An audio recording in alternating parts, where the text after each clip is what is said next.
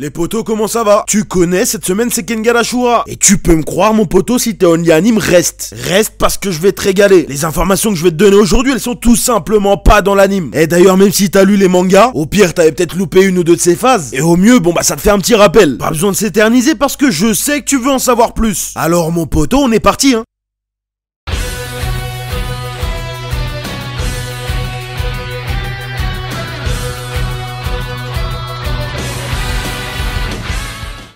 Alors mon poteau, on commence tout simplement avec une information que j'ai déjà donnée. Parce que oui, si tu me suis sur Insta ou sur TikTok, t'es censé savoir que c'est un concept que j'ai sur mes réseaux. Sache avant d'aller plus loin que c'est juste un bonus dans cette vidéo. Ça me donne l'occasion de vous rappeler que vous pouvez toujours me suivre là-bas. Mais cette information que je vais te donner, elle rentrera pas dans les 6 de cette vidéo. À part celle-là, les infos que je te donne ici et celles que je te donne sur mes réseaux seront différentes. Et donc il faut que tu saches que dans le manga, Oma a sauvé la famille de Kazuo. Bon, en réalité plusieurs fois. Mais là, la scène dont je te parle, elle se passe dans l'environnement de Yamashita. Bon, Kazuo, il a 2 fils. L'aîné, c'est Kenzo, tu connais, on le voit dans le tournoi. Il y a une histoire autour de lui, mais là, il nous intéresse pas. Parlons du deuxième, Yasuo. Pseudo Rakai, joue gonflé après 2-3 claques, sueur qui sort des yeux. Et ben lui, bête comme il est, il a intégré un gang. Mais c'est pas pour ça qu'il est bête. Il a cru pouvoir mettre un coup de pression à Oma. Le boug est fou. Il était là posé avec ses potes quand Kazuo et Oma sont rentrés. Ouais, nanani, nanana, donne-moi ce que t'as dans tes poches. Gifle et tu fais dodo. Bon, il s'avère qu'ils ont voulu rejoindre le gang, mais ils se sont vite rendus compte que c'était les petits. C'est pas, y a le chef du gang qui s'est pointé devant la maison de Kazuo avec au moins 100 de ses bougs. Qu'est-ce qui s'est passé selon toi? Pas besoin de dire plus que Tokita Oma. Bon, et bien après ça, les relations entre Kazuo et son fils cadet se sont apaisées. Tu m'étonnes.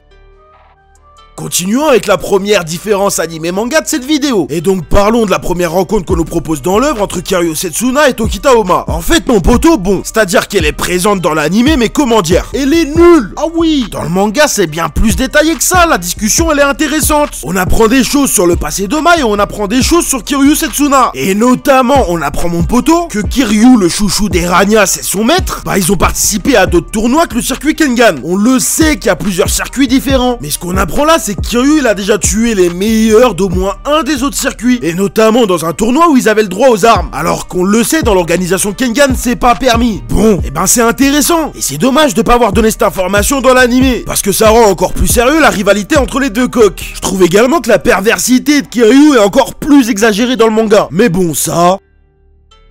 On enchaîne avec une autre vraie différence. Si je te dis que Kazuo aurait pu être riche avant le début officiel du tournoi, je veux dire avant d'arriver sur l'île, avant de parier des télés et des vibros. Tu sais, quand ils étaient sur le bateau totalement pété, tellement pété, tu sais même pas s'ils traversent la Seine à Paname, le bordel. C'est ce moment où ils ont fait un BR. C'est ce moment où ils ont tabassé 118 participants à 5. Parce que oui, je me débrouille en calcul. Bon bah les 5 là, Kazuo il avait prédit. Il savait. Il a eu l'œil pour dire que c'était ces 5 là qui allaient s'en sortir. Sauf que dans l'anime, il dit quoi? Oui, j'aurais dû parier. Mais encore une fois, c'est pas comme ça que ça se passe dans le manga. Parce qu'en réalité, Kazuo, il a bel et bien voulu parier. Mais ça a été refusé. Tout simplement parce qu'il a pas pu miser assez. T'explique. Le boug a voulu mettre 10 000 yens sur les 5 vainqueurs. 10 000 yens, t'as l'impression c'est énorme. Mais dans le cours actuel, c'est à peu près 70 €. Tu te doutes bien que 70 € pour eux, c'est rien du tout. Mais pour nous, et donc pour Kazuo, c'est énorme. Franchement, je sais pas à combien était la cote, hein. Mais en vrai, avec un pari comme ça, il aurait pu faire au moins 1000% de bénéfices. Bah non, ils ont refusé parce que 70 € c'est pas assez. Chien. Donc, comme tu peux t'en douter, Kazuo il a encore plus le seum à la fin. D'ailleurs, pour ceux qui sont à jour sur le manga, petit foreshadowing de la part de Kushidarin. C'est quand elle dit Nogi l'a pas choisi pour rien. Ah oui, c'est vrai que toi t'es encore en train de te demander qui est cette Kushidarin. Bouge pas mon poteau, j'y viens.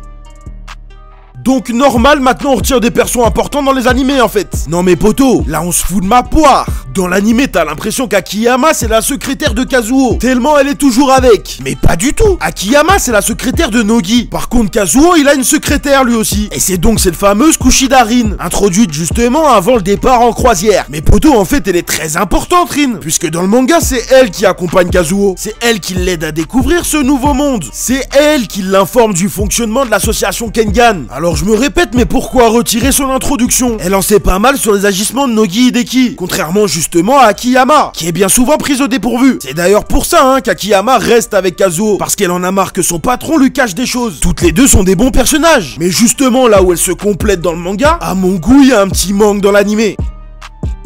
Passons à la quatrième information, ou plutôt le quatrième échange retiré de l'animé. Et encore une fois, un échange court mais important puisqu'il parle des origines d'Oma. Et d'ailleurs, pas seulement, parce que pendant cet échange, on en apprend aussi un peu plus sur Ryo Imuro. Ryo, c'est le champion de Ken avant qu'il se fasse savate par Kaneda. Bon bah, toujours est-il que lorsque Oma sort du BR et qu'il arrive finalement sur le bateau principal, les deux se croisent. Et là, alors qu'on s'y attend pas du tout, Ryo Imuro lâche des informations intéressantes. Il révèle à ce moment-là que le nom d'Oma a une signification par rapport à l'endroit d'où il vient. Oma viendrait donc selon Ryo de Tokita ou bien de Shishioba. Il indique venir lui-même de Rosa et il parle même de l'intérieur. Alors ceux qui ont fini le manga savent ce que c'est l'intérieur. Mais ces choses-là, c'est des premières informations posées sur le passé d'Oma. Alors encore une fois, pourquoi les retirer? Bon après, moi je suis là pour ça aussi hein. Dans tout ça, on apprend aussi que Ryo connaissait Nico puisqu'il demande à Oma s'il lui a pris son nom. Bah oui. Tout plein de petites informations importantes. Tu vois ce moment, quand Assad se fait soulever sa maman par Yodoe. Yodoe qui est le garde de Katahara, mais bon poto, on va pas tout préciser non plus hein. Ah oui, il faut suivre. Bon bah le sang d'Assad il gicle. Forcément, vu la raclée qui se prend, rien d'étonnant. Bon bah Vlatipa, que Oma s'en prend un peu sur le bras. Et c'est exactement ce qui fait péter un plan à Kiryu Setsuna. C'est pour ça que le petit là va passer un moment à chercher le garde de Katahara pour lui mettre sa hagra. Oh bon, il y a un extrait dans l'animé, mais il est vraiment très furtif. La vraie différence c'est que dans le manga, on voit Kiryu arriver dans le bureau de surveillance, sauf que Yodoe n'est pas seul. Et donc alors que Assad a servi à montrer la puissance des gardes de Katahara Metsudo, les deux gardes servent quant à eux à montrer la puissance de Kiryu. Et si on voit pas le combat dans le manga, c'est tout simplement parce qu'il n'y a pas eu de combat. Il les a tout simplement froissés. Dernière information très courte mais marrante, et qui fait suite notamment à une vidéo disponible sur ma chaîne. Juste avant on parlait aussi d'Assad, et ben cette information est liée à lui. Là où dans l'anime il fait juste un plouf. Tu sais, tu te souviens après s'être mangé le kick de Yodoe là. Donc si t'es Oni Anime, tu penses peut-être qu'il est die. Et ben non, tout simplement parce qu'il a été repêché par Koji, dit le sorcier, tu te souviens? Celui qui a affronté Oma dans un combat qui n'a pas été mis dans l'anime. Oui oui, le bug est plutôt important pour l'histoire, et il se trimballe normal en sous-marin.